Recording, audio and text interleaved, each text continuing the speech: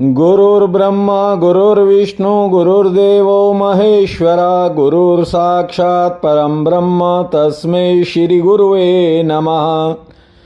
नीलाम्बुजश्यामलकोमलंगं सीतासमारोपित्वामभागं पानो महासायकचारुचापं नमामि रामं रघुवंशनाथनम्। त्वमेव माता च पिता त्वमेव बन्धु च सखा त्वमेव विद्या च द्वरिणं त्वमेव सर्वं मम देव। वासुदेवसुतं देवं कंसं चानुर्मर्दनं देवकी परमानन्दं कृष्ण वन्दे जगद्धाम।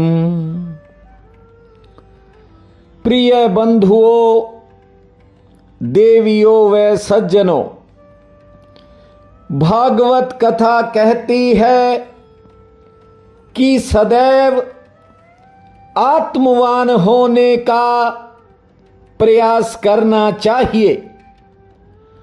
आत्मवान होने का अर्थ है कि तुम अपने मालिक बन गए, कोई दूसरा आप पर राज नहीं जमा सकता। अभी तो आप एक ऐसे पत्ते की तरह हो जिसे हवा का एक मामूली सा झोंका कांपने पर मजबूर कर देता है। ध्यान दीजिए, आपको जब कोई दूसरा कुछ बुरा भला कह देता है तो उस समय आपके भीतर क्रोध उठता है, क्रोध की अग्नि जलने लगती है। और यदि कोई गाली निकाल दे तो आदमी क्रोध से आग बबूला हो उठता है। और दूसरी तरफ देखो, जब आपके बारे में कोई अच्छा कह दे, थोड़ी तारीफ कर दे, प्रशंसा कर दे, तब आदमी भीतर से खिल उठता है। इसका मतलब क्या हुआ कि आपके भीतर का बटन दूसरे लोगों के हाथ में है। वह जैसे आपको चलाते हैं और आप चलने लगते हो। अच्छी बात सुनकर प्रसन्न हो जाते हो और जरा सी बुरी बात पर क्रोधित हो उठते हो। कथा कहती है कि किसी भी बाहरी घटना का असर जिनके भीतर नहीं होता वही मनुष्य मूल्यवान है, वही इंसान आत्मवान है। यहां ज्यादातर लोग शरीर की तरह पैदा होते हैं और शरीर की तरह ही मर जाते हैं। आत्मा तो मात्र एक सिद्धांत बनकर रह जाती है।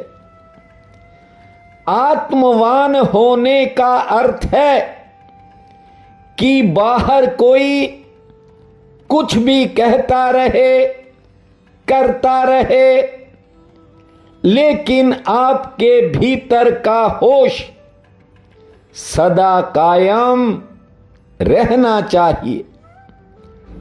परमात्मा ने हम सबको विवेक दिया है, लेकिन हम दूसरों की छोटी छोटी बातों से एकदम प्रभावित हो उठते हैं। श्रीमद् भागवत कथा कहती है, ये इंसान कर्म के कारण नहीं बल्कि प्रतिकर्म के कारण बंधता है। इसलिए प्रत्येक कर्म को पूरे होश से करना चाहिए ताकि उससे किसी तरह का बंधन पैदा ना हो। बात की तरफ ध्यान दिया करो। प्रत्येक श्लोक को विस्तार से और सरल भाषा में सुनाने का प्रयास कर रहा हूं।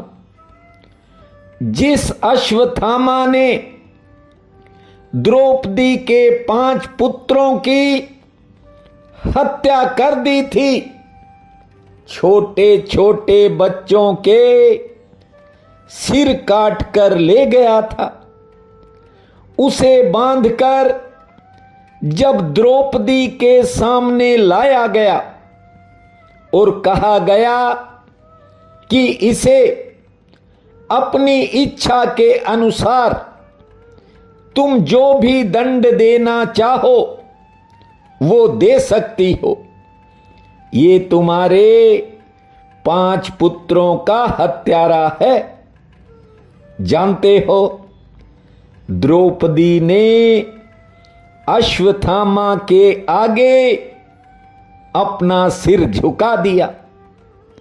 द्रौपदी ने कहा कि ये उस गुरु द्रोणाचार्य का पुत्र है जिसने तुम्हें धनुर्विद्या से लेकर अस्त्र शस्त्र तक तमाम विद्याएं सिखाई थी।